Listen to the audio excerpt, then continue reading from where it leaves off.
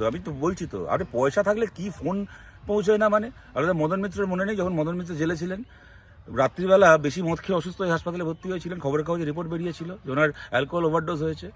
জেলে বসে মাল খাচ্ছিল মদন মিত্র, সবই তো পৌঁছে যায় জেলে, আর ফোনের আর দোষ কি? এবার রিঙ্গার ল্যাকটেট স্যালাইন নিয়ে কলকাতা হাইকোর্টে জনস্বার্থ মামলা, জোড়া মামলা দায়েরের অনুমতি প্রধান বিচারপতির। ওরা আমরা দেখলাম একটু আগে, এটা মামলা হওয়াই উচিত, এবং কার কার নির্দেশে কারা কাটমানি খেয়ে এই বেআইনি ওষুধকে অ্যাপ্রুভাল দিয়েছিল, কারা কাটমানি খেয়ে এই স্যালাইনকে মানুষের শরীরে ঢোকার ছাড়পত্র দিয়েছিল, এবং এমনকি এই ঘটনা মেদিনীপুরের এই ঘটনা ঘটার পরে সরকার ওটাকে লিস্ট থেকে সরানোর পরেও কেন এসএসকেএম কি বিভিন্ন সরকারি হাসপাতালে ওষুধগুলোকে ব্যবহার করা হচ্ছে, কত হাজার কোটি টাকা কাটমানির গল্প আছে, এগুলো তো সামনে আসা দরকার, কিন্তু ঘটনা হচ্ছে এগুলো সামনে আসবে না। হাইকোর্ট এরকম বহু অনুমতি এর আগে দিয়েছেন, সারদা নারদা থেকে শুরু করে সাম্প্রতিক আর্যিকর, যেরকম কিচ্ছু সামনে আসেনি তেমন কিচ্ছু সামনে আসবে না, কেননা এটা দুর্ভাগ্যজনক হলেও সত্যি আমাদের দেশে